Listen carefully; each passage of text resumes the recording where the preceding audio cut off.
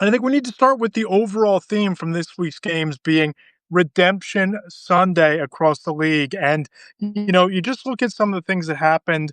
I thought starting with the Sunday night game that the Kansas City Chiefs and Patrick Mahomes, they found their rhythm, they found their identity, they found some speed. And look, the Detroit Lions, they took their best shot at the Chiefs on that opening drive, marching down the field 9 minutes, 54 seconds. It really felt like an emphatic opening statement. And then you look at what happened with the penalty, taking the David Montgomery touchdown pass to Jared Goff off the board. It really seemed to derail the Lions a little bit in that game. So I thought the Chiefs found some redemption on a night where that was arguably the best and most complete team in the NFL, a team that has a physical, hyper competitive culture and mentality going into that building, unencumbered and unintimidated by the environment. And what happens?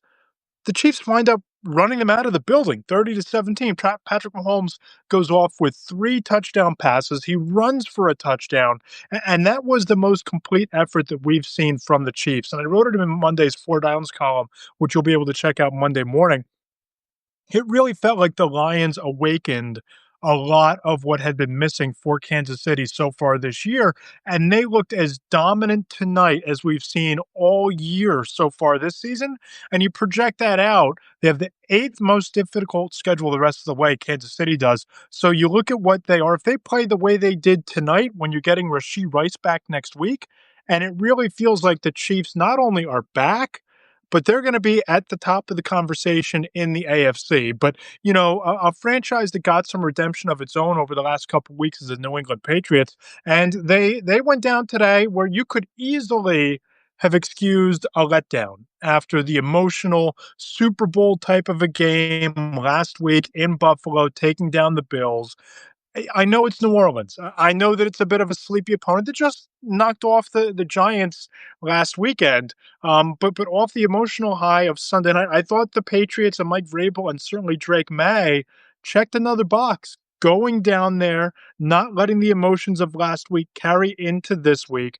I know they only won the game 25-19, but this was another dominant showing in a string of them for Drake May. He goes off for 261 yards and three touchdowns in this game. Just a historic start to the season for Drake May. But a lot of what the Patriots are doing and what we saw today is it's being powered by dominant a dominant offensive line anchored by number 4 overall pick, rookie offensive tackle, left tackle Will Campbell. He allowed two pressures today. Will Campbell hasn't allowed a sack since week 1. So you look at what New England did, you look at what Campbell is doing up front, you look what the kind of season that Drake May is having in his second year, and there's a nice redemption arc being written about the New England Patriots, and they're a team that when you look at the landscape of the AFC, we're going to get to see the Bills on Monday night. But Patriots Bills is setting up like that's going to be the two-team race in the division. And at minimum, with a win over the Bills already tucked away for safekeeping, at minimum, we have to really start thinking about the New England Patriots and taking them seriously as a playoff team, a wild card team, and maybe a quasi semi threat to the Buffalo Bills in that division and near the top of the conference. But in the AFC, I do think that the pantheon and the hierarchy now is the Bills, the Chiefs, because they're just not going to go away, the New England Patriots, and based on what we've seen the last couple of weeks, and certainly on a 9-sack performance by the defense today, the Denver Broncos remain very squarely in that conversation. They have a formula. They run the football. They play stifling, swarming defense anchored by a dominant pass rush. They just keep getting it done. But we talked about the young quarterback in Drake May.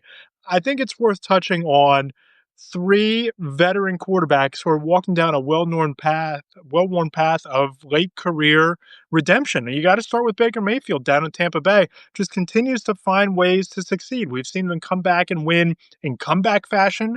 Today, it's unfortunate seeing Fred Warner go down for the San Francisco 49ers. Just another crushing, debilitating injury for a team that's been beleaguered by injuries so far this year. But you lose Fred Warner, But on top of that, you look at, it looked early on like the Buccaneers were just gonna impose their will defensively, and they kinda did with the interception on the first drive of the game that they cashed in on a touchdown. But it was Mayfield without Mike Evans, without Chris Godwin, who, if you look at the roster, you look at the depth chart, who would have thought that Mike Evans and Chris Godwin would be the luxury pieces on that roster, on that offense, on that receiving core? But I wrote about this in the column. You'll read about it on Monday morning. Jason Licht has built one of the more dominant and complete rosters in the NFL, and they just continue to find diamonds in the rough in the NFL draft that develop into star caliber players. No Bucky Irving, okay, you have Sean Tucker for that, right? No, Chris Godwin or Mike Evans, and Emeka Egbuka, your superstar rookie on the fast track of the Rookie of the Year, gets hurt early in the game. Tez Johnson comes out and has a breakout moment with the 45-yard touchdown catch and the backflip in the end zone. He said after the game he thought the MVP chants for Baker Mayfield were for him. And Mayfield just goes off in this game, 256 yards, two touchdowns. The Buccaneers are for real. The number one seed in the NFC if the season ended today, and they're playing like it. They're playing complementary football. They're forcing turnovers and scoring points off of them. They're getting consistently dominant play from Baker Mayfield with a deep crop of receivers, young players stepping into prominent roles and playing at a high level. I think Tampa is a team that we have to really start taking seriously, similarly to the Seattle Seahawks, who I didn't see this coming in the NFC West, but they go down to Jacksonville. And you want to talk about a team that didn't pass the emotional test? We can talk about the Patriots passing the emotional test, avoiding the letdown, avoiding the trap game. Well, Seattle goes down to Jacksonville, and they were never really in much danger in this game, save for a couple of completions to Brian Thomas by Trevor Lawrence, save for Travis Hunter making another big catch down the field. Jacksonville was never really much of a threat in this game, and the Seahawks win 20-12. And Sam Darnold continues to be the driving force. If it's not for that interception late against Tampa Bay, we're talking about a 5-1 football team at this point after the win today. But he was stellar. He was spectacular. Sam Darnold went for 295 yards and two touchdowns. Jackson Smith and Jigba makes everybody forget about DK Metcalf up in Seattle. 8 catches, 162 yards, and a score. He had a 61-yard catch. Big play machine, big play factory. You have to like what Seattle's doing. You have to love what Sam Darnold has become at this stage of his career.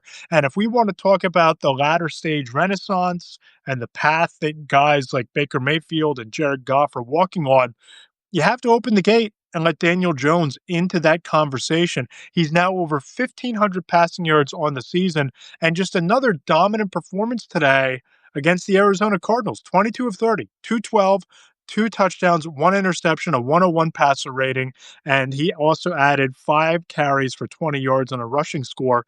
And if you check out Four Downs on Monday morning over at Between the Hash Marks, I chatted a little bit tonight with Brian Baldinger. And he was breaking down for Baldy's breakdowns that game today, the Colts and Cardinals game, and he just pointed out when it comes to Daniel Jones that not only is he playing some of the best football of his career, but the reason Daniel Jones is thriving right now is, if I can pull up the exact quote here, the reasons that are propelling Daniel Jones is that right now the Colts offensive line is making him well protected. He gets to hand the ball off to the best running back in the league. He's a big target in Tyler Warren at tight end. And the design of Shane Steichen's offense dictates almost exactly where the ball is going to go on every single play. And as far as Daniel Jones specifically goes from Baldinger, quote, very accurate, very precise, and he's gaining real confidence, unquote. He really is. This just isn't the same quarterback that we saw in New York. This certainly wasn't the same quarterback that we saw the Giants unceremoniously release last November after benching him and then making him the practice squad safety prior to granting him his release. This was the second fourth quarter comeback this year for Daniel Jones. He's just feeling it in big spots. And of course, having the league's leading rusher in Jonathan Taylor, who went off again today, it helps. Having Tyler Warren helps. Having Alec Pierce and Michael Pittman Jr. help. But Daniel Jones has become the catalyst. Daniel Jones isn't running shotgun to these weapons. He's maximizing them. So that's what I thought really stood out today. I love what we saw the moxie out of New England. I love the fact that we saw some resiliency out of the Green Bay Packers. Wrote about this for tomorrow morning as well. Joe Flacco comes in. The Packers only have 3 or 4 days to prepare for him after that trade from the Cleveland Browns. And a couple of long drives. It was a 10-minute scoring drive capped by the Tanner Hudson touchdown in the corner of the end zone. There was the drive towards the end of the game to pull within, I think, 11. I think it was when he hit Jamar Chase on a dime between two defenders, and the Packers lean into their formula, lean into their identity.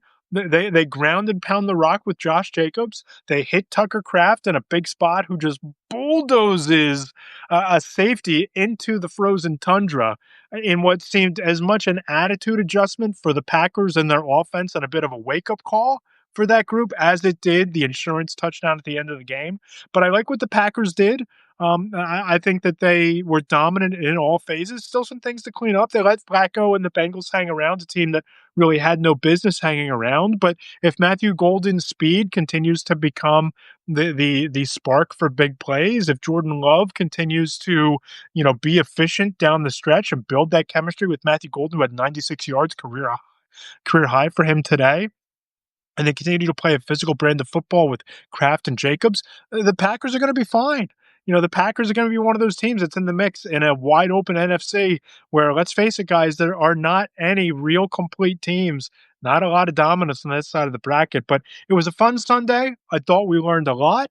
I hope you'll check out the column tomorrow between the hash marks on Substack. It's Matt Lombardo NFL.substack.com. We'll check in with you Tuesday on the Between the Hash Marks podcast with Mike Tanier.